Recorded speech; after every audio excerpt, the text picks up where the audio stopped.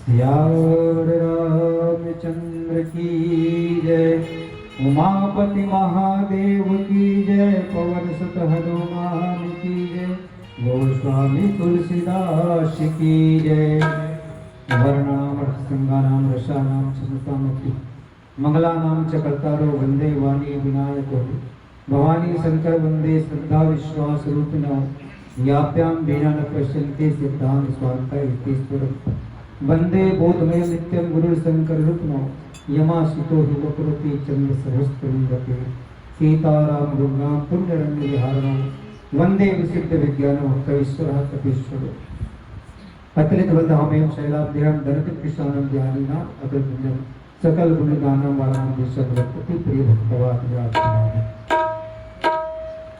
अखिल ब्रह्मांड की नियंता पालन करता ब्रह्मा विष्णु महेश आदिदेव भूतनाथ भूतेश्वर भोले भाव माँ जगत जननी जगदम्बा विश्वरूपा माँ काली जिनके वाम अंग विराजित जग जननी जनक नंदनी जानकी जी महाराज जिनके दोनों भुजाओं में आसीन भरत और शत्रुघ्न लाल जी महाराज जिनके पैरों में पदार्पण हनुमत एवं लखन लाल जी महाराज चिन्मय ज्योति स्वरूप परमात्मा रघुकुल भूषण रघुवंश मणि श्री राघवेंद्र सरकार प्रातः काल स्मरणीय बाबा पूज्य पाठ गोस्वामी तुलसीदास जी महाराज आप समस्त भक्तरागी सस्तन पे बंधु भक्तिमय वात्सल्यमय ममतामय करुणामय माता बालवृंद बाल सखाई युवा बहादुर मित्र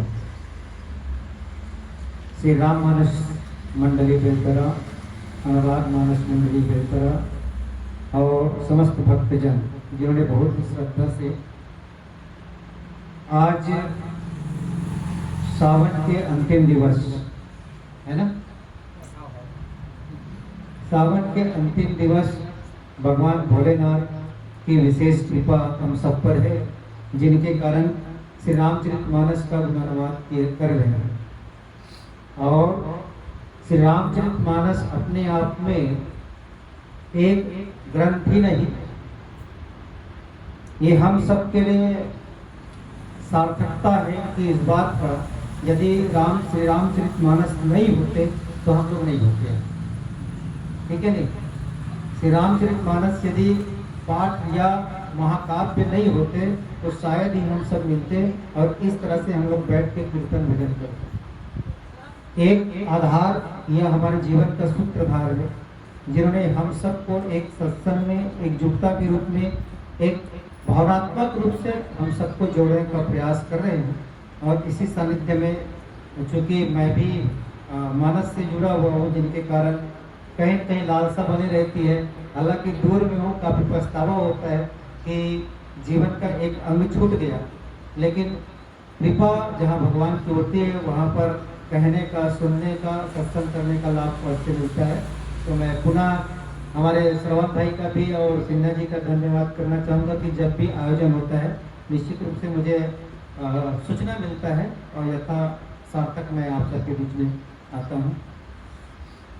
तो आइए कुछ पल हम भजन सत्संग कीर्तन में हम थोड़ा बातचीत करें, वर्णन करें। बातचीत इसलिए क्योंकि श्री रामचरितमानस के अलावा कई धर्म है, कई ग्रंथ है, सब रास्ता एक ही कहते हैं। कलयुग में केवल एक ही चीज है, सतयुग में सत्य करना पड़ता था, यानी सत्य के लिए हरिश्चंद्र जैसे लोग को काफी कठिन सामना करना पड़ा। द्वापर में लोग प्रेम से भगवान को जीते, त्रेता में तप के आधार पर कईयों वर्षों करोड़ों वर्षों तक तप किए तब भगवान को पाए। लेकिन कलयुग इतना सरल है कि कहा गया कि कलयुग में यदि उत्तरकांड में लिखा है कि कलयुग में यदि लोग बुरा सोचे तो कुछ नहीं होगा।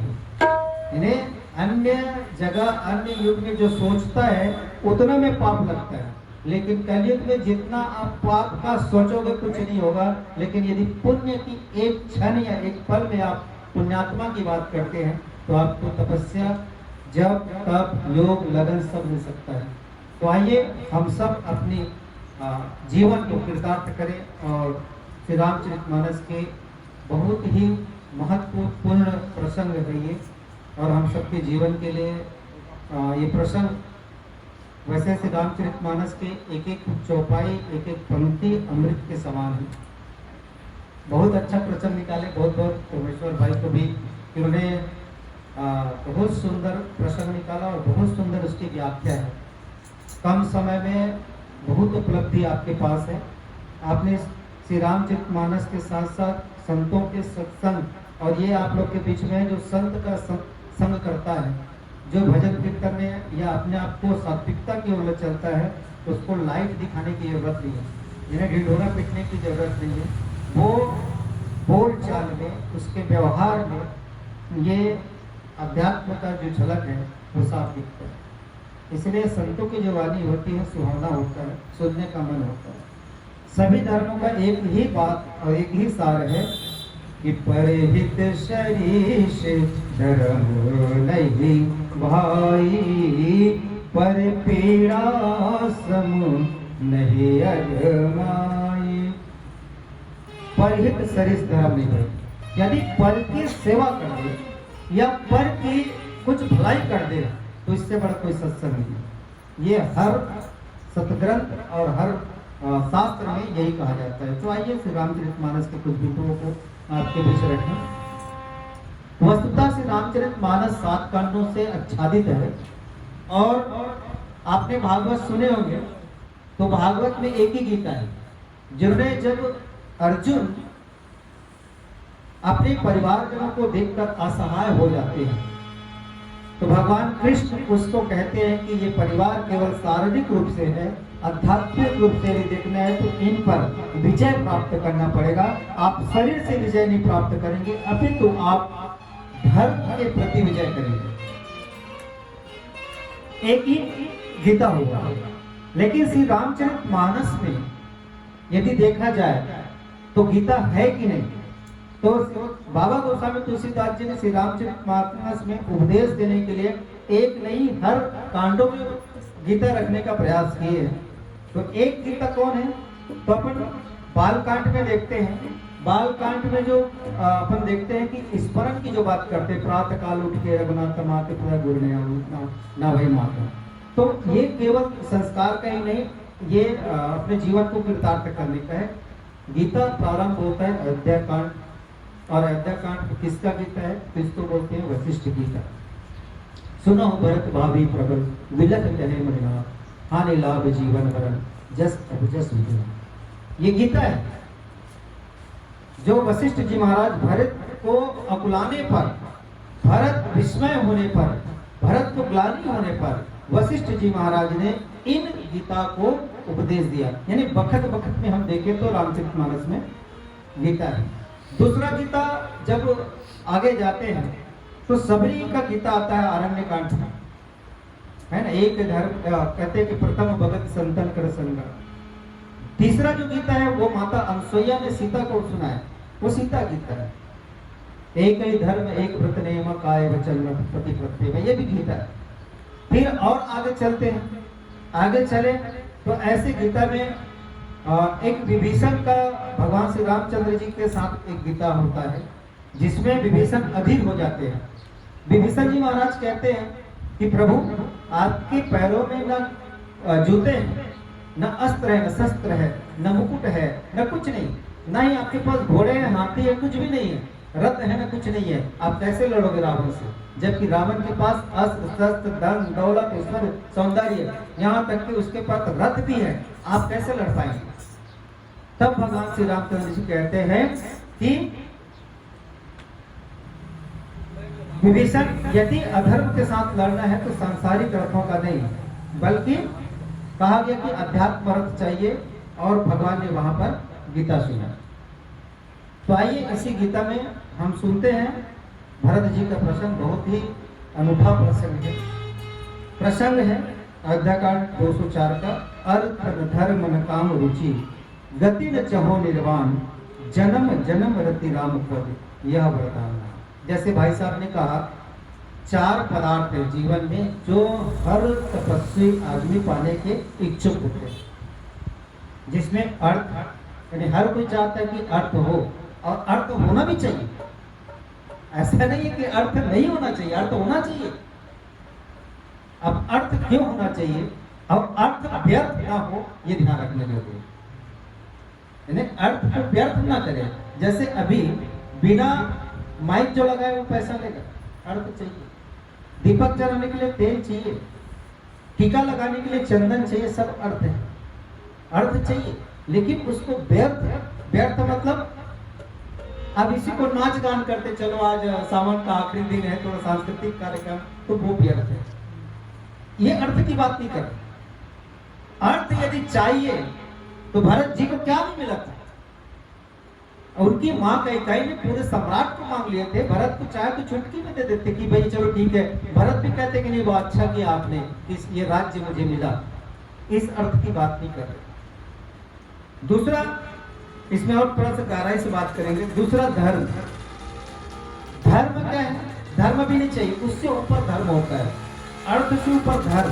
तो धर्म क्या है?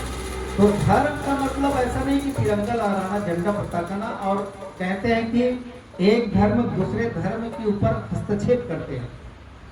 कहते हैं कि ये धर्म वाला जो है इसको मार दे, इसको काट दे, मेरा धर्म ऊंचा है। जो अपने धर्म को धारण करे वही धर्म। धर्म मतलब धारण करना। धारण करना क्या है? तो जो सत्यता को धारण करे, जो परमार्थ को धारण करे, यही धर्म है।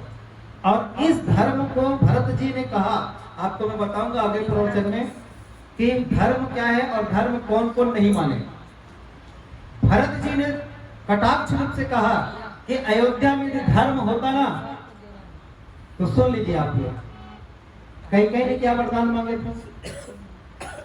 कैकेयी ने 2 वरदान मांगे। पहला वरदान क्या था? पहला वरदान सुनिएगा। भरत जी कहते कि यदि धर्म में मेरे पिताजी चलते, यदि धर्म में मेरे पूरे राज्य चलते, यदि धर्म में श्री रामचंद्र जी आप चलते ना, तो मैं धर्म की बात कहता हूं, धर्म की बात आप सबको मानना पड़ेगा। और धर्म की बात क्या है? तो कहा कि प्रथम जो वरदान मांगा 2 वरदान में, तो कहा पहले कैकेयी ने यही वरदान मांगे कि मुझे मेरे बेटे को राज्य मिलना चाहिए, ये वरदान मांगे। चलो बताओ कौन इस राज्य में इस प्रथम बात को कौन कौन माने?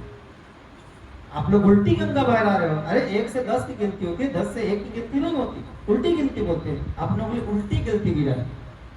और भरत को पहले राज्य मिलना चाहिए, ये भरत ने कहा। लोगों ने कहा देखो कैकेयी का जो पुत्र है जी, जो इसकी माँ लालची होगा उसके पुत्र भी लालची होगा। और भरत यही चाहते हैं कि मुझे राज्य मिलना चाहिए। भरत ने कहा मुझे राज्य चाहिए। लोगों ने सोचा, हम सब ने सोचना चालू कर दिया कि भरत क्या बोल रहे हैं, उल्टी गंगा इसका भी बह रहा है। भरत ने कहा कि यह धर्म की बात होती तो पहली जो वरदान पहले प्रस्तुत होना चाहिए था, और यदि मैं राजा बनता तो दूसरा वरदान आता ही नहीं। यदि मैं राजा बनता तो क्यों राम को राज्य वनवास भेजता, बिल्कुल खारिज कर देता। ये भरत जी महाराज है। ऐसे धर्म को मानने के लिए मैं विवश हूं, इसलिए धर्म मेरे लिए कोई महत्व नहीं रखता। ये धर्म की बात है। फिर आता है काम, इस पे और बात करेंगे। तो काम की जो बात है, ये भी काम चाहिए, बिना काम के राम नहीं मिल सकते, बिना काम के। लेकिन हम क्या करें? काम से राम की यात्रा करें, काम में रुके नहीं। काम होना चाहिए, यदि काम ना हो तो वंशज नहीं बढ़ेगा। काम नहीं होगा, इच्छा नहीं होगी तो आप और हमारे मैत्री शरण गुप्त ने कहा है, जिस दिन काम खत्म हो जाए उस दिन विकास रुक जाएगा। भैया बिल्डिंग बनाने, घर रहने, काम तो करना पड़ेगा, वो भी काम है। छोड़ो तो बोला काम नहीं चाहिए, चाहिए, चारों चाहिए। लेकिन चारों कितना चाहिए? तो काम कैसा चाहिए? तो काम ऐसा होना चाहिए कि भगवान राम जब विवाह किए माता सीता से, लोगों ने कहा देखो ये भी कामी पुरुष हो गए, इसको भी काम सता रहा तभी शादी कर रहे। और जब देखे ना पुष्प वाटिका में माता सीता को जब देखे भगवान श्री रामचंद्र जी महाराज, तो उनके माथे पे पसीना आ गया। तो काम कैसा होना चाहिए? तो काम, अब विवाह में सब निमंत्रण दिए, कामदेव भी आए। कि कामदेव महाराज कहते कि मैं भी विवाह में शामिल होगा। तो कहा भैया ऑलरेडी काम आए हो तभी तो सब विवाह हो रहा है। कहे नहीं, भगवान राम ने कहा कि तुमको आना है तो एक काम करना पड़ेगा। क्या है? कहा काम, क्या घोड़ा बनना पड़ेगा। कामदेव घोड़ा बने और भगवान राम ऊपर चढ़ गए। अर्थात जो काम को जीत ले वो काम चाहिए। फिर काम को जो है नारद जी महाराज को भी आया था, काम, क्रोध, मद, लोभ, ये सब आया था। फिर आते हैं मोक्ष। मोक्ष क्या चीज है? संक्षेप में भी सुन लेते, फिर हम थोड़ा सा समय मिले तो विस्तार से बिल्कुल कहेंगे। तो मोक्ष, मोक्ष है क्या चीज? मोक्ष का मतलब होता है मुक्ति, और मुक्ति का मतलब शरीर त्यागना नहीं, मुक्ति का मतलब होता है मन से जुड़ा हुआ। जिस दिन आपका मन मर गया उस दिन आपकी मुक्ति या मोक्ष हो गया। और मन को मरने के लिए, मन को मारने के लिए क्या चाहिए? है ना, मन को मारना, मन को कोई जीता नहीं है। मन को जीतने के लिए मन का होना पड़ेगा, और मन को जीतने के लिए मन को पटकना पड़ेगा, उल्टा करना पड़ेगा। और मन को जिस दिन उल्टा कर दिए, मतलब मन को उल्टा करेंगे क्या होगा? नम। जिस दिन आदमी में नम्रता हो, जिस दिन आदमी में विवेक जागृत हो, नम भावना से किसी के साथ मिले, उस दिन आपकी मन मर जाएगा और उस दिन आपकी मुक्ति हो जाएगी और उस दिन आपकी मोक्ष को प्राप्त कर लेंगे। इसलिए कहा गया है कि मोक्ष की जो प्राप्ति करने वाले, चाहे वो कश्मीर या हिमालय में जाके बैठ जाए और मोक्ष प्राप्त करे, तो ये मोक्ष हो ही नहीं सकता। वैसे भी भगवान को यदि प्राप्त करना है, मोक्ष को पाना है, तो 4 प्रकार के मोक्ष जो बताए हैं कि कैसे मोक्ष जो प्राप्त करते हैं भगवान के ऊपर। तो आइए श्री रामचरितमानस के इन गहन अर्थों को और भरत जी की जो प्रसंग है वो जीवन को रोमांचित कर देने वाले, आपके रोंगटे खड़े हो जाएंगे। भरत जी की जो कथा है उसको सुनेंगे तो आइए प्रयास करते हैं कि भरत जी के इन प्रसंगों को आपके बीच रखने का। आइए भजन के साथ हम प्रवचन की गति को आगे बढ़ाएंगे।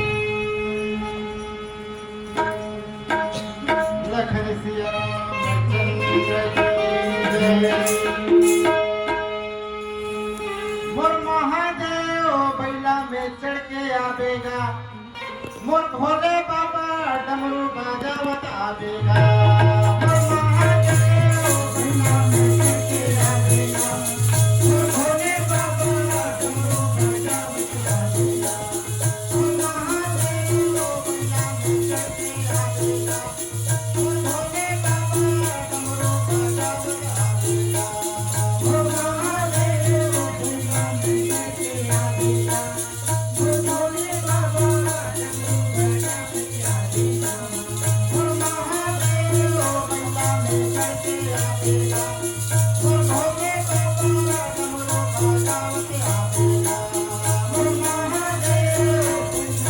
चढ़ के आवेगा, मोर भोले बाबा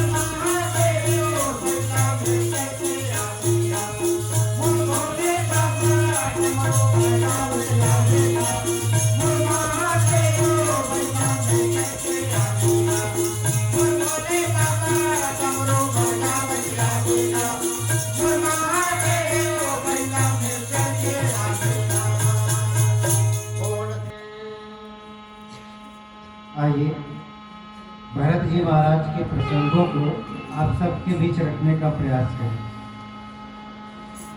ये चारों चीज नहीं चाहिए, ना अर्थ न धर्म न काम रुचि गति न चहु निर्वाह, जन्म जन्म रति राम पद ये वरदान। तो क्या चाहिए भाई? कुछ भी नहीं चाहिए ऐसा तो संभव नहीं है। अब एक एग्जांपल लेते हैं, उदाहरण लेते हैं। पका हुआ आम है और पका हुआ आम को यदि आपको खाना है, एक तरफ आम का जूस निकला है और एक तरफ आम, आप जूस को ग्रहण करेंगे कि आम को ग्रहण करेंगे? यानी एक जूस है, आम का ही जूस निकला है और एक आम है। अब आम खाने पे यदि दोनों इंटरेस्टेड है, सब अपना अपना तरीका है, कोई आम को पसंद करेगा और कोई जूस को पसंद करेगा। जो आम को पसंद करेगा वो आम के छिलका को वो फेंकेंगे, गुठली को खाएंगे तो उसका गुठली का जो छिलका है या गुठली के में जो जाली है वो दांत में फंसी है ना। और जूस में पिए में कोई प्रकार की कोई दिक्कत नहीं। तो ये जो आम जो पका हुआ आम है वो है अर्थ धर्म काम और मोक्ष। तो जो आम खाना चाहते हैं चारों ले लो, और जो जिसको जन्म जन्म रति राम पद, यानी जन्म जन्म तक जिसको राम चाहिए, श्री राम चाहिए, अवध नरेश चाहिए, वो जूस पिएंगे। अब आपके ऊपर है। या चारों पदार्थ आम को ले या जूस को। तो हर आदमी को कहोगे तो इस संसार में जूस पीने वाला भी है और आम खाने वाला भी है। ठीक है, तो लेकिन अब बात आती है कि जूस किससे निकला है? तो जूस उसी आम से निकला हुआ है। इसीलिए समुद्र मंथन हुआ, तो समुद्र मंथन होने के सबसे पहले अमृत नहीं निकला, जहर निकला। यानी आदमी को यदि कोई अच्छा काम करना है ना, तो आपको कुछ न कुछ बुनियाद रखने के लिए या किसी चीज की शुरुआत करने के लिए कठिन होता है। कठिन से सरल की ओर होता है, समस्या होता है फिर समाधान होता है। तो कहा गया कि अर्थ चाहिए, तो अर्थ का मतलब केवल धन से ना ले। भरत जी महाराज कहते हैं कि मुझे अर्थ नहीं चाहिए, संसार की जितनी भी वस्तुएं हैं, जितनी भी सामग्री है, ये तो मुझे ऐसी प्राप्त है। और मैंने देखा है कि सिकंदर ने भी इतना राज्य को जीता, पूरे संसार को जीता, लेकिन अंत में क्या हुआ? खाली हाथ आए थे खाली हाथ जाएगा। सिकंदर खाली हाथ गया और कहा करते थे कि जिस सम्राट के ऊपर इतनी सब कुछ है, तो ये अर्थ है, अर्थ इतना भी चाहिए मुझे। और अर्थ का मतलब धन ही होता है, ऐसी बात नहीं है। श्री रामचरितमानस में प्रथम पंक्ति में शुरुआत में बाबूगर तुलसीदास जी ने कहा कि वर्णनाम अर्थ संघानाम रसा नाम छंद सामर्थ्य। यानी वर्ण जो होता है, जो हम लोग बात कर रहे हैं, वो वर्णों से बना हुआ है। अर्थ संघानाम, तो कहा गया रसा नाम छंद सामर्थ्य, जीवन में जो रस है, ऐसे समझिए, अर्थ का धन नहीं, रस जो है। रस का मतलब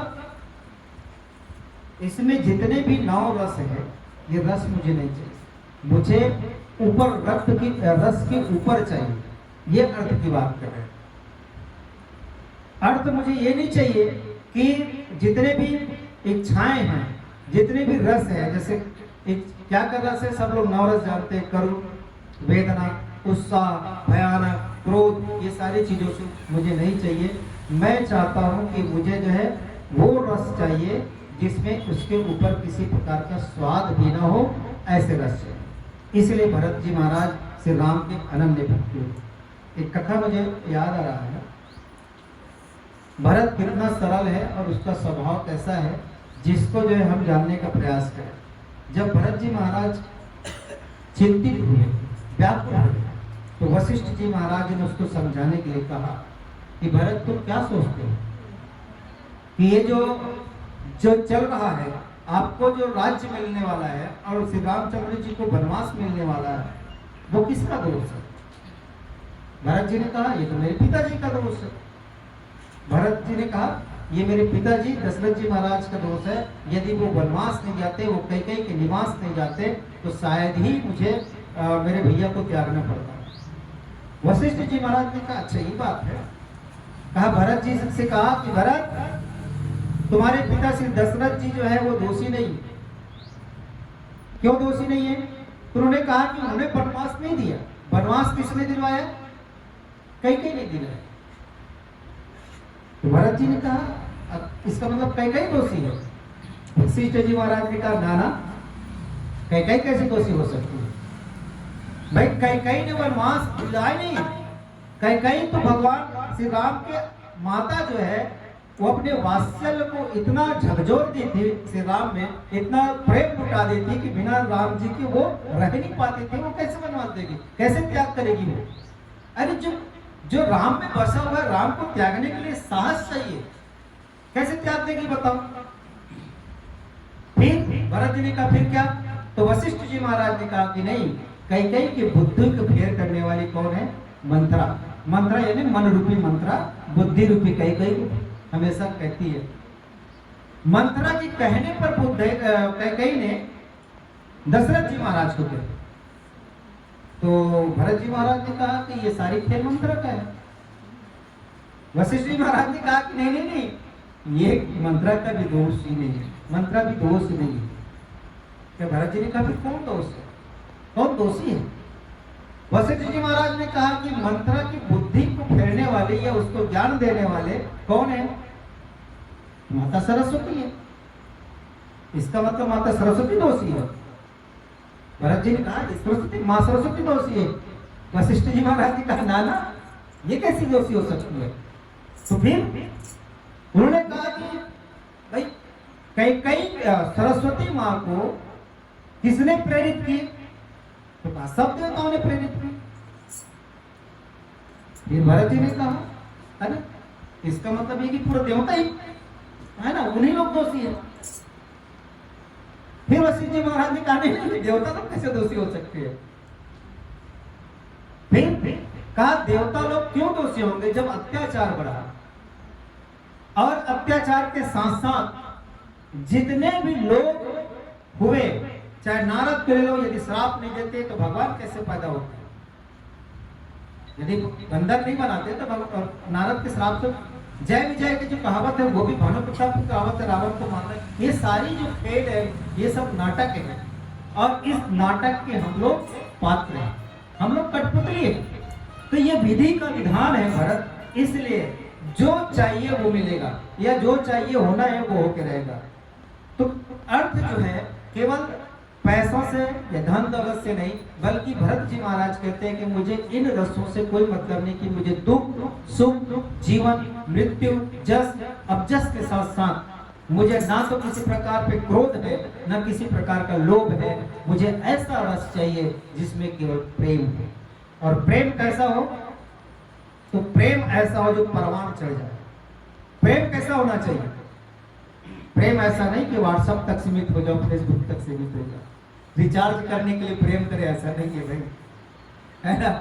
प्रेम ऐसा होना चाहिए जिस प्रकार पतंगा लौ से जब प्रेम करते हैं ना, तो ये नहीं देखते कि मैं जल कर मर जाऊंगी, उस लौ में जाके डूब जाती है और मर जाती है, अपनी ई लीला समाप्त कर देती है। ये प्रेम, प्रेम ऐसा हो जिस प्रकार एक मधुमक्खी दिन भर छाते बनाते हैं, रात भर छाते बनाते हैं, सॉरी रस चुन चुन कर लाते मधुमक्खी, लेकिन उस मधुमक्खी में उस शहद में इतना लिप्त हो जाती है कि उस लिप्तपना के कारण इतनी मोह हो जाती है, इतना प्रेम हो जाते हैं उसके साथ कि उसकी पंख उस मधु की छत में या उतनी मिठास में लिपट जाती है, और लिपटने के बाद वो मधुमक्खी क्या होती है, उड़ नहीं पाती और वही अपना शरीर त्याग देती है। इतना प्रेम होना चाहिए, इतना प्रेम होना चाहिए कि रात भर मकड़ी जाल बुनती है, और जाल बुनने के बाद मकड़ी इतना सुंदर जाल बुनती जो मानव सब नहीं बुन सकते, इतना जाला बुनती है, लेकिन उस जाल में रात भर रहने के बाद दिन में जाके मर जाती है। क्यों? क्योंकि उससे हटना नहीं चाहती, उसी में लिप्त होकर मर जाती है। ये प्रेम, या तो मोह भी कह सकते इस प्रेम को, लेकिन मोह और प्रेम में अंतर है। प्रेम परवान चढ़ जाता है, प्रेम ऐसा हो कि जहर भी अमृत बन जाए, जैसे मीरा ने पी है। प्रेम ऐसा हो कि प्रहलाद जैसे हो कि जो सांपों को कोठरी के डालने पर सांप जो है वो फूल बन जाए। प्रेम ऐसा हो कि पर्वत पर फेंकने पर भी प्रहलाद बच जाए, ऐसा प्रेम हो। प्रेम ऐसा हो कि अग्नि पे जलाने पर भी प्रहलाद बच जाए, ऐसा प्रेम हो। प्रेम ऐसा हो कि तेल की कढ़ाई पर यदि फेंक दिया जाए तो प्रहलाद बच जाए, ऐसा प्रेम हो जो अबाध प्रेम हो। और यही ढाई आखिर का जो प्रेम है वो समर्पण की भावना होना चाहिए। आप देखे होंगे लोग सुसाइड क्यों करते हैं, प्रेम में इतना अंधाधुंध प्रेम हो जाता है लोगों से कि अपना देश, अपना परिवार, अपना समाज सबके ऊपर जो है वो अपनी आंख में पट्टी बांध देते हैं। यही प्रेम जो है, इसलिए तुलसीदास जी ने रामचरितमानस के अंतिम दुआ में कहा कि काम में नारी प्यारे जीवी प्रिय लागे जीवी राम, मुझे इतना भक्ति दे प्रभु, इतना प्रेम दे कि बिना नारी के पुरुष नहीं रह सके, वैसे मैं परमात्मा के बिना नहीं रह सकूं। यह अर्थ चाहिए। अर्थ ऐसा नहीं कि केवल पैसे से तोले, अर्थ का मतलब यह है कि दुनिया की जितनी भी इच्छाएं हैं, जितने भी रस है, उन रसों से उन्मुक्त होके मैं परमात्मा के प्रति यदि अपना अनुराग रख दूं, ऐसा मुझे चाहिए। ये भरत जी महाराज कहते हैं। फिर आता है धर्म की बात। तो धर्म का मतलब मैंने आप लोग को बताया है। धर्म क्या होना चाहिए, जैसे मैंने भी कहा कि आदमी को धर्म यानी अर्थ जो है वो चाहिए, धर्म भी चाहिए, काम भी चाहिए, मोक्ष भी चाहिए, ऐसे मैंने कहा था। तो कहने का मतलब ये है कि इतना होना चाहिए कि अतिरेक ना हो। जैसे धर्म का मतलब होता है धारण करना। अभी एक बात मैं आप सबके बीच कहना चाहूंगा धर्म की बात में, आदमी को 4 जन की बात मानना चाहिए कि एक ही झटके रहना चाहिए? 4 झटके मानना चाहिए, कई बातें नहीं, 4 झटके मानना चाहिए ना, ठीक। और जो 4 झटके मानते हो बात बनती हो, लेकिन ये नहीं है। ये भी आपको मैं रामचरितमानस में उदाहरण बताता हूं। सब लोग मनाने गए थे भगवान श्री रामचंद्र जी महाराज को, सब लोग अयोध्या के सब लोग, कोई पैदल, कोई हाथी, कोई घोड़ा, सब लोग, और सब लोग ने कहा कि श्री रामचंद्र जी को वापस खींच कर लाएंगे अयोध्या। जब बात आई, सबने निवेदन किया कि हे प्रभु आपको अयोध्या चलना चाहिए। भगवान श्री रामचंद्र जी ने किसकी बात मानी? उस समय जनता की बात नहीं मानी। यदि जनता की बात मानी होती तो आज भगवान श्री रामचंद्र जी राम नहीं बनते। वहां पर अपना विवेक चाहिए, अपना मत चाहिए, अपना निर्णय चाहिए। ऐसे धर्म की बात होना चाहिए जिससे किसी का कल्याण हो। वो लोगों को सुला दिए, सब सो गए, भगवान श्री रामचंद्र जी अकेले निकल गए। यदि सब जागते उस दिन ना, तो हो सकता था ये रामचरितमानस का अयोध्या कांड ही हमारा अंतिम कांड होता। तो बात मानना चाहिए सबकी, लेकिन सबकी बात यदि माने तो रावण जैसे हो जाएंगे। रावण जैसे इसलिए कि सबकी बात जो सुनते हैं काम अपना करते हैं, ठीक वैसे ही। तो कहने का तात्पर्य मेरा ये था कि विवेक मनुष्य के ऊपर होना चाहिए। यदि सब लोग कह दे कि सब भेड़ जब चलते हैं ना, भेड़ की भाषा सब लोग जानते हैं, भेड़ सिर नीचा करके चलते हैं। जब सिर नीचा करके चलते हैं कि गड्ढा आता है ना, तो सब लोग, एक भेड़ गिर गया मतलब सब भेड़ गिर जाते हैं। तो वहां विवेक चाहिए। इसी तरह से शुतुरमुर्ग देखे होंगे, सुने होंगे। शुतुरमुर्ग जो है, जब तूफान आते हैं रेगिस्तान में, तो वो शुतुरमुर्ग समझते हैं कि रेगिस्तान या इन लहरों से, इन हवाओं से बच जाऊं, इन तूफानों से बच जाऊं, ये सोच के शुतुरमुर्ग गड्ढा खोदता है, अपना सिर जो है उस गड्ढे में डाल देते हैं और पूरा शरीर बाहर रहता है। और ये सोचते हैं कि मैं अब बच ही जाऊंगा, क्योंकि मेरा सिर जो है रेत में धंसा हुआ, ये उसका भ्रम है।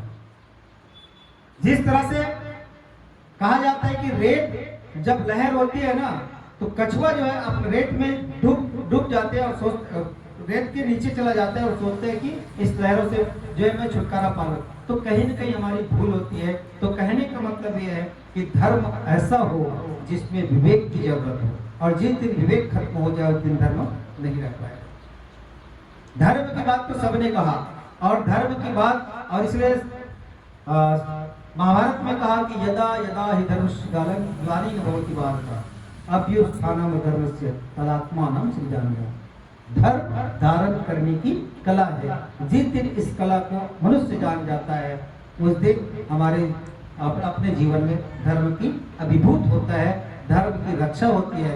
इसलिए धर्म की रक्षा करना अत्यंत आवश्यक। धर्म की रक्षा करने के लिए महाभारत में भी कई प्रसंग ऐसे आए। एक नाम मैं शायद भूल रहा हूँ, ऐसे धर्म की बात आता है। एक कर्ण की बात है। कर्ण को कहा कि तुम 5 पांडव क्यों शामिल नहीं हो जाते? भाई तुम तो जानते हो कि ये सत्य के ऊपर चल रहा है, तो सब कुछ जानते थे, लेकिन क्यों नहीं किया?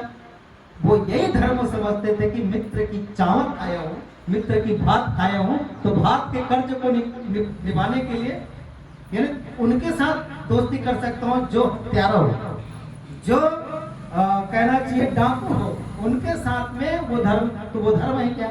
नहीं, हम सब जानते हो धर्म नहीं है, फिर भी कर्ण ने उनका साथ दिया।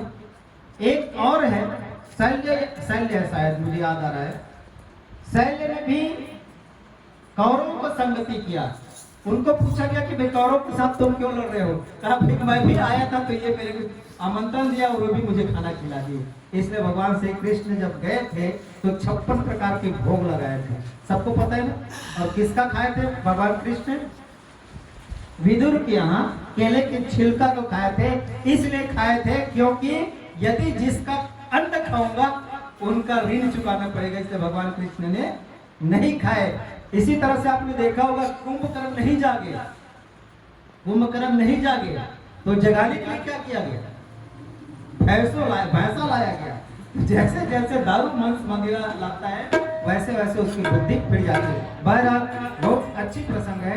इन प्रसंगों को और आगे बढ़ाने के लिए और धर्म की बात एक और मुझे याद आ गया, क्योंकि बात अच्छी आ गई तो निकल जाता है तो सुना देता हूँ। भगवान श्री रामचंद्र जी जब वन गए तो वहां के वन देवी ने भगवान श्री रामचंद्र से निवेदन किया, कहे कि प्रभु आप इस वन में आए हैं और इस वन में आने के लिए मेरा कृतार्थ किए हैं, तो बताइए मैं आपकी क्या सेवा कर सकती हूँ। वन देवी ने कहा, किससे कहा? सुन रहे ना? श्री रामचंद्र जी से कहा कि मुझे कृतार्थ की इस वन में अपना पग रखे तो मैं आपकी सेवा के लिए कुछ देना चाहती हूँ। भगवान श्री रामचंद्र जी क्या दोगी मेरे पास? मैं तो खुद छोड़ के आया हूँ और इस वत्सल वस्त्र धारण करके मैं इस वन में रहना चाहता हूँ, क्या देगा? नहीं नहीं नहीं प्रभु, आप जब तक मैं आपको नहीं दूंगी तब तक मुझे अच्छा नहीं लगेगा। आपको मैं कुछ देना चाहती हूँ। तब वन देवी ने कहा, यदि देना ही चाहती हो तो एक चीज दे सकते हो। क्या? कहे क्या? इस वन में जितने भी कांटे हैं ना, जितने पत्थर नुकीले हैं, उन नुकीले पत्थर को, कांटों को आप शीतलता में बदल दो, फूलों में बदल दो। वन देवी आश्चर्य हो गई। वन देवी ने कहा कि भाई आप तो आ चुके हैं, आने के बाद आप कह रहे हैं कि इसको फूल में बदल दो, पत्थर कंकड़ को बदल दो। आप आने से पहले बोलते तो मेरी अच्छी वो बात हो जाती। आप तो आ ही गए, आप तो इसको बदलने की क्या जरूरत है? भगवान श्री रामचंद्र जी ने कहा कि माते, ये मेरे लिए नहीं कह रहा हूं मैं, मुझे पता है कि मेरे जो छोटे भाई है ना बहुत बावले हैं, वो मुझसे बड़ा स्नेह करते हैं, उसके हृदय इतना सरल है कि वो ढूंढते ढूंढते मुझे जरूर इस वन में आए, वो मुझे बुलाने के लिए जरूर आएंगे। और तो कहीं पगला आ गया ना तो उसके पैर छिल जाएंगे, उसके पैरों में कांटा चुभ जाएंगे। वन देवी ने कहा कि प्रभु, मैंने तो सुना है कि अयोध्या के राजकुमार के पैरों में इतनी कठोरता है कि कांटे भी मुड़कर फूल बन जाते हैं, पत्थर भी नरम हो जाते हैं, और भरत तो ऐसे प्रतापी है। माते, भगवान श्री रामचंद्र ने कहा, माते ये बात नहीं है क्या कि भरत उनके पैरों में चुभ जाए तो भरत को दर्द नहीं होगा, भरत के पैरों में कांटा लग जाए तो भरत को दर्द नहीं होगा। वन देवी ने कहा, फिर कैसी आप बात स्पष्ट कीजिए ना प्रभु, मुझे समझ नहीं आ रहा है। भगवान श्री रामचंद्र जी ने कहा, माते, वो पगले को इस बात का दुख होगा कि जिन पैरों ने मेरे पैर, जिन कांटों ने मुझे मेरे पैर को छेद किए, जिन पत्थर, नुकीले पत्थर ने मेरे पैर को छेद किए, जब मेरे राम गए होंगे और जब मेरे राम जाते होंगे उस समय उनके पैरों पे कांटे लग जाए, मेरे हृदय बर्दाश्त नहीं कर सकता। वो पगला वही तड़प तड़प के मर जाएगा। माते, इसलिए कृपा कीजिए कि इस वन में जितने भी नुकीले पत्थर और कांटे हैं उसको बता दीजिए कि मेरा भरत को कहीं ये ना लगे कि मेरे राम, मेरे बड़े भैया कष्ट में होंगे। जिस दिन ऐसा महसूस हो जाएंगे तो अपना स्तर त्याग देंगे। ये धर्म की बात है। धर्म एक पलड़ा में नहीं होता, धर्म एक पक्ष में नहीं होता, धर्म दोनों पक्ष में होता है। एक हाथ से लेना, एक हाथ से लेना, चाहे वो बाएं हाथ की उंगली काटो या दाएं हाथ की उंगली काटो, दर्द उतना होना चाहिए। और किसी मनुष्य को ये नहीं लगता कि बाएं हाथ के पैर काटने से, बाएं पैर के उंगली कट जाने से या दाएं पैर की उंगली कट जाने से ये नहीं कहता कि दाएं पैर मेरा ज्यादा काम करता है तो मैं इनके लिए ज्यादा पौष्टिक आहार दूंगा। नहीं ना, मुखिया मुख सोचा ये खान पान सो, हमारा शरीर एक है, चाहे कोई भी निवाला खाओ, आंख के लिए जितना मात्रा में चाहिए उतना मात्रा वो ऊर्जा देंगे, जितनी कंधे को जरूरत चाहिए उतनी कंधे को विटामिन पहुंचाते हैं, जितने पेट को चाहिए उतना विटामिन पहुंचाते हैं। ये धर्म होना चाहिए। धर्म पक्षपात नहीं होता। धर्म ऐसा नहीं होता कि एक के लिए जो है वो अमीर है तो उसके लिए जेल में भी उसके लिए सोने के थाली में खाना परोसा जाए, और एक ऐसा हो जो चींटी को मार के भी यदि वो जेल में जाता है उसके लिए कड़ी सजा हो। ये धर्म नहीं। धर्म की बात हम सब करते हैं, लेकिन धर्म का पालन यदि करना है या धर्म को सीखना है तो श्री रामचरितमानस के एक एक बिंदु को चिंतन करना पड़ेगा। श्री रामचरितमानस में जो लिखा हुआ है वो बाबा गोस्वामी तुलसीदास जी ने केवल इशारा किए है कि तुम किस धर्म पे चलना चाहते हो। वो धर्म आपको, आपकी मर्जी है कि आप जो है भरत जैसे बन सकते हो, आप जैसे राम जैसे बन सकते हैं, आप शत्रुघ्न और लक्ष्मण जी जैसे बन सकते हैं। तो ये धर्म की बात। तो अर्थ फिर आया, पहले हम अर्थ की बात किए फिर धर्म की बात की। आइए थोड़ा काम और मोक्ष को एक भजन के पश्चात। श्याम रामचंद्र की जय, रामचंद्र की जय। चली जा रही है उम्र धीरे धीरे, चली जा रही है उम्र धीरे धीरे, चली जा रही है उम्र धीरे धीरे, चली जा रही है उम्र धीरे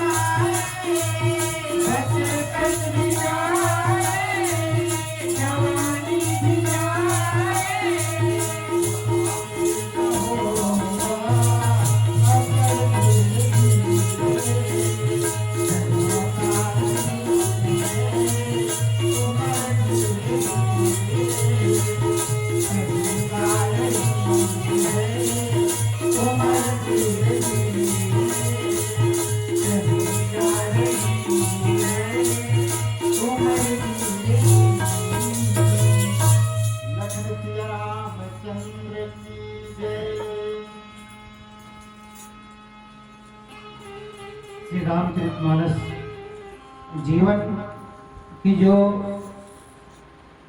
व्यथा है, उस व्यथा को कथा के साथ जोड़ने का एक सेतु है।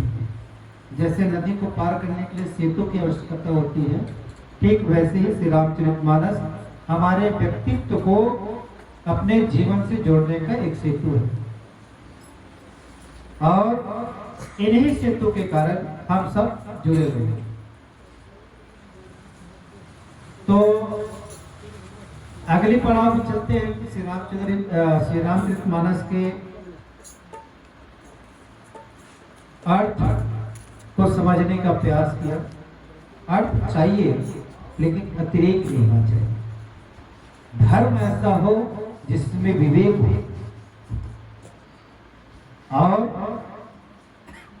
अतिरेक कहा गया, अति सर्वस्त्र वर्जित, अतिरेक नहीं होना चाहिए। जैसे उदाहरण के लिए भुवनेश्वर भाई एक उदाहरण है, यदि बच्चा के पैर में कांटा चुभ जाए, कांटा गड़ जाए, तो क्या करना चाहिए? लेखक गोड़ में कांटा गड़ गया तो क्या करना? कांटा निकालवे तो कांटा में गोड़ पे पिरही नहीं करी, वो पिरही भैया, मतलब अब बच्चा के बेचारा पैर गड़बड़ है कि नहीं? अब मान लो नहीं निकाल देता, नहीं निकाल दे तो धीरे धीरे गुठलू होके पकी पता पैसा तब ज्यादा तरह हो तेकर सती पिता मन तो खैर चल छोड़ जाके, लेकिन जब माँ निकालते ना तो बेटा के घाव से पिच निकालते, मवाद निकालते, तो माँ के हृदय ला, माँ के ढाढ़स ला सोचो कतना काफी तक है नहीं, यानी वो अपन दर्द ला छुपा के वो लड़का के पैर ला गोपते, और जैसे गोपते तो लड़का दर्द नहीं हो, कौन दर्द होते? मां दर्द होते। लड़का ला शारीरिक रूप से दर्द होते और मां ला आत्मिक रूप से दर्द होते भैया, ठीक है कि नहीं? तो अतिरेक अब उन्हें निकाले पर जरूरत है, कष्ट चाहिए। तो ये श्री रामचरितमानस में यही बात लगेगी कि अर्थ धर्म काम मोक्ष ऐसा कांटा निकाले पर तो लोग भक्ति सत्संग करे लगे। और एक सोचो, लेकर स्कूल नहीं गई तो काय करता ना बता, मान लो आज स्कूल नहीं गई तो क्या कर लो? मनाबो नहीं कर, अब मनाए के बाद क्या करो? पैसा ढलोते, चाबी ढलोत लो, चल खा लो, फिर भी स्कूल नहीं गई तो क्या करना? और नहीं गई स्कूल का, अब कहा क्या कर दे, फिर मनाबे, फिर पैसा देबे, 2-3 दिन स्कूल, तीसरा दिन क्या करना? तेरे एक दो रावट मार कर भैया डरवाबे, तो डराना भी जरूरी है, अतिरिक्त प्रेम करना भी जरूरी नहीं है, जेकर से घाटा हो, जेकर से उल्टा दिशा में गए।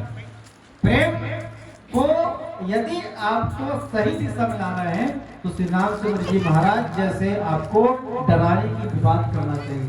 श्री रामचंद्र जी महाराज ने पहले जब डराया था, किसको डराया था? बल। दूसरा डराया कब?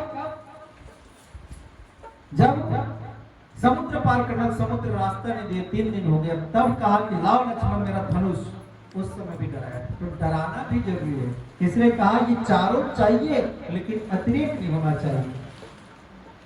और आते हैं काम की बात, तो काम भी होना चाहिए, बिना काम के हम अपने जीवन को आगे नहीं बढ़ा सकते। लेकिन काम की जो यात्रा है, क्या करेंगे? काम से राम की यात्रा करेंगे, जीव से शिव की यात्रा करेंगे, और मनुष्य से मनुष्यता की यात्रा करेंगे।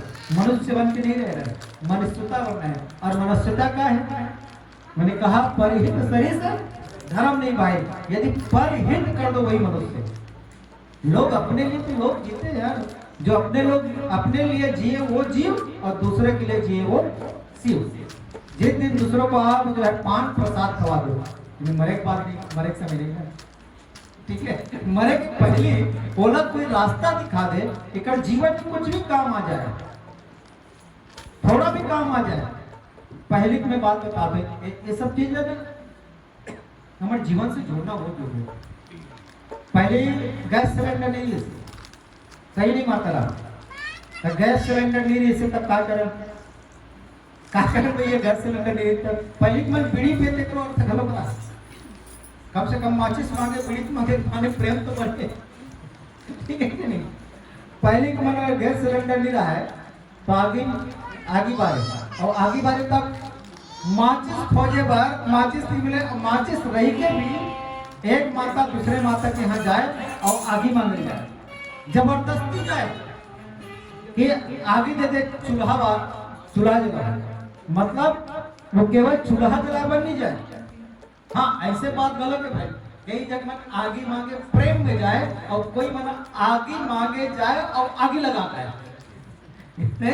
ले दीदी बैठ जा, बैठ तो बहु आते तर आते वो कहाँ कहीं तर आधे आई तक खत ले आई तक जा पूरी अब खुश होते, ये बात रहा नहीं। तो बहरहाल यही बीच में दोस्त संवाद तो है, लेकिन अब काकरों का सब्जी मांग के देख 80 रुपए किलो कोई सब्जी देने वाला नहीं। हमारे गांव में ठीक बात है, अभी भी प्रेम है, अभी भी गुस्सा है। शहर में जाओ पड़ोसी पूछबत नहीं जाते कि पड़ोसी कौन है। तो धीरे धीरे जो है लोगों को एक साथ एक बात कह गई, मनुष्य और पशु में अंतर का है, मनुष्य और पशु में कोई अंतर नहीं है। का अंतर बताओ, वो भी खाना खा, हम भी खाना खाते, वो भी खाना बाहर निकाल, हम भी बाहर, वो भी अपन परिवार के लिए कुछ प्रेम करते, हम भी प्रेम करते। अंतर इतना है कि मनुष्य के पास समझ है, समय नहीं, मनुष्य के पास समझ है, समय नहीं। पशु के पास समय है, समझ नहीं, यही अंतर है, बाकी कुछ अंतर नहीं। तो काम जो है ये जीवन में श्री रामचरितमानस में भरत जी महाराज कहते हैं कि काम मुझे बिल्कुल नहीं चाहिए। और काम किस लिए नहीं चाहिए? क्योंकि जो काम यदि रास्ता भटका दे सत्संग से, जो काम यदि राम से वियोग कर दे, ऐसे काम से क्या मतलब, ऐसा काम से धिक्कार है। और ऐसे काम जो लोगों को प्रभावित कर दे। आपको बताऊं, जब नारद जी को जब बीमारी हुआ, कौन सा बीमारी हुआ? तो पहला बीमारी लगा काम, फिर क्रोध, फिर लोभ, फिर मद। ये चार ऐसे पैदान चल हुए ना कि नारद जी को अंत में बंदर बनना पड़ा। पहले काम जागृत हुआ। काम किस लिए जागृत हुआ? विश्व मोहिनी को देखे, जब विश्व मोहिनी को देखे तो उसको काम, मन में काम उत्पन्न हुआ। अब काम को पाना है। आप लोग सोच रहे हो जी आदमी कामी पुरुष है ना, और बाबा गोस्वामी तो सजा की कथा जानते हो, ऐसे कामी पुरुष जो अपनी पत्नी के वियोग में सर्प को भी रस्सी समझ के समुद्र को पार कर सके, जो मुर्दे को नाव समझ के समुद्र को पार कर सके, इतने कामी होता है। काम में इतना लोभ अंधा हो जाता है कि दुनिया की, संसार की कोई भी वस्तु दिखाई नहीं देती। ये काम की प्रबलता है। तो कहा जाता है कि काम जो है ऐसा काम जो दिशा से भटका दे, जो दिशा के अनुरूप कर दे, प्रतिकूल कर दे, वो काम जो है भरत जी कहते हैं ऐसे काम मुझे नहीं चाहिए, जिनसे मुझे भगवान से राम का वियोग सहना पड़े। इसलिए काम को महत्व नहीं दिया। तो नारद जी महाराज को पहले जो है काम हुआ, जागृत हुआ। पहला बीमारी काम, दूसरा बीमारी क्या हुआ? क्रोध। जब काम यानी मोहनी नहीं प्राप्त हुए, जब स्त्री महिला जो है प्राप्त नहीं हुए, तो किसके ऊपर क्रोध हुआ? भगवान के ऊपर। कहे कि भैया जिस तरह से मुझे बंदर स्वरूप दिए, जो बिना आप त्रेता में जब भी इसी कन्या के वियोग में तुम भटकोगे तो यही बंदर तुम्हारा कल्याण होगा, तुम सेवा करेंगे, सहायता करेंगे। बिना बंदर के सहायता नहीं होगा और बिना बंदर के रावण भी नहीं मरेगा। ये भी मद की बात है, मद सत्ता की बात। तो सत्ता जो है, लोगों को कुर्सी की जो बात है, कुर्सी के लिए आज लोग लड़ाई करते हैं। 1 बीघा जमीन के लिए महाभारत हो गया। इतना ही तो कहा ना द्रौपदी ने कि अंधा का बेटा अंधा होता है, ये इससे महाभारत है। रामायण में राम जी को वनवास कितने भी हुआ, राम जी के वनवास होने का मुख्य कारण क्या है? यदि निचोड़ के देखें तो एक ही शब्द है कि अपना अपना होता है, पराया पराया होता है। ये कई के मन में मंत्र ने डाले, एक ही मंत्र, एक ही सूत्र है, अपना अपना होता है, पराया पराया होता है। बस इतनी बात कई को लगा, लेकिन इसके पहले मंत्र को छापर मारने वाली थी। कैसे मेरे जो पुत्र को जो है आप ऐसा बात कर रहे, ये ऐसा करने वाली थी। लेकिन इतना कहने के बाद पूरी मति खराब हो गई। इतना कहने से महाभारत हुए कि अंधा का बेटा अंधा होता है। तो कहा गया कि बोलना है तो तौल के बोलो, वजन करके बोलो, और फिर एक बार वापस भी हो सकता है, लेकिन जुबान जो गया है वो वापस नहीं। तो इसलिए काम की इच्छा नहीं रखी।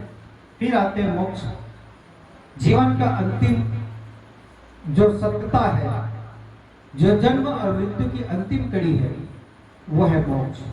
और मोक्ष क्या है? तो मोक्ष का मतलब ये है, मन की मुक्ति ही मोक्ष कहा जाता है। जिस दिन मन मर गया, और कहा भी गया है साहेब में कि जो मन, और इसमें भी कहा कि मन मरे ममता मरे, मन मर गए शरीर, आशा तृष्णा ना मरे रहे दास कबीर। जिस दिन मन मर गया उस दिन परमात्मा को प्राप्त किए। जिस दिन मन मरा तो इच्छाएं मर गई, जिस दिन मन मरा तो काम मर गया, जिस दिन मन मरा तो आपको अर्थ नहीं चाहिए, जिस दिन मन मरा तो धर्म से ऊपर हो जाओगे। तो इसलिए मोक्ष को अंतिम रूप कहा गया। तो हमको मोक्ष पाना है तो हमको मरना पड़ेगा। तो कौन कौन मरने के लिए तैयार है? हर आदमी हर दिन मरता है। कोई ऐसा कहते कि मैं नहीं मरा हूं, लोग बोलते कि मरना है ना, तो हर आदमी रोज मरता है, तभी क्या कहेगा मैं मर मर के कमाऊं, तो रोज मर आदमी का बर कहते कि शारीरिक रूप से और मानसिक रूप से जब थकान हो जाता है, शारीरिक रूप से और मानसिक रूप से जब हार जाता है, तो लोग सोचते हैं कि मैं मर गया, कुछ नहीं हुआ। तो लोग रोज जो है मर रहे हैं, लेकिन मरना किसको कहते हैं? तो ये कहा गया कि अब मोक्ष को प्राप्त करने के लिए, मन को नम करने के लिए, मन को शांत करने के लिए उपाय क्या है? तो मन को शांत करने का एक ही उपाय है, वो है सत्संग। और सत्संग क्या है? तो सत्संग ये भी एक सत्संग है। और एक सत्संग में आप लोग को बता दूं कि सत्संग का तात्पर्य होता है दो शब्दों से बना हुआ है, सत धन आनंद। सत का मतलब होता है अस्तित्व, और संग का मतलब होता है होना। अस्तित्व मतलब जो मौजूद हो, अस्तित्व और संग होना। यदि अपने आप को जानना, अहम ब्रह्मास्मि की उपाधि जब पा जाओगे, तब कहोगे कि तत्व तत्वमसि, मैं खुद ही ब्रह्म हूँ, मैं ही खुद हूँ ईश्वर अंश जीव अविनाशी, मैं ही ईश्वर का अंश हूँ। और जिस दिन अपने आप को आप समझ जाओगे, उस दिन कहोगे कि तत्व मसीह, तुम में भी ईश्वर है, मुझ में भी ईश्वर है, कण कण में भी ईश्वर है। उसी को कहा जाता है मोक्ष। मोक्ष को मरना नहीं पड़ेगा। मोक्ष के लिए, अध्यात्म के रास्ता के लिए आपको दाढ़ी नहीं बनाना पड़ेगा, बनाना नहीं पड़ेगा। मोक्ष के लिए ऐसा नहीं है कि तिलक बंधन लगाना पड़ेगा, लेकिन ऐसा भी नहीं कह रहा हूं कि तिलक बंधन छोड़ दो। तिलक बंधन हम भी लगाते हैं रोज। कारण क्या है? तिलक बंधन हम भी लगाते हैं, रोज लगाते हैं। रोज श्री रामचरितमानस के ईश्वर की कृपा है कि 5 दोहा पढ़े बिना हम घर से नहीं निकलते। तो हम अभी भी रामचरितमानस से अलग नहीं है। ये तो ईश्वर की इतनी कृपा है हम पर कि इस कुल में जन्म दिए, इस परिवार में जन्म दिए, ऐसे हमारे गुरुदेव हुए, और ऐसे आप सबके सत्संगी, और खासकर हमारे गजपल्ला भैया जो है, जो आज बैठे इस मानस में, सब सुन रहे हैं। इसके पहले जब इनकी रामचरितमानस की जो पार्टियां थी, इसके पहले नाचा में भी थे ना, मनोरंजन खूब किए, ये भी मनोरंजन से अध्यात्म में आए, उसको भी मैं जानता हूँ। तो बचपन से जब छोटे छोटे थे तो किसी की कथा को सुनना, हारमोनियम सीखना है तो हारमोनियम को देखते रहना। तो मैं एक आदरणीय हमारा गजपल्ला भैया, इनके साथ काफी मैं सुना, देखा, जाना और श्री रामचरित, और मैं कई बार पूछा भी हूँ। और एक चीज मुझे याद है कि गजपल्ला भैया जिसे कि एक प्रसंग आया था मगर चौकी में, जिसमें यही कहा गया था कि सगुण और निर्गुण में अंतर के लिए क्या व्याख्या करना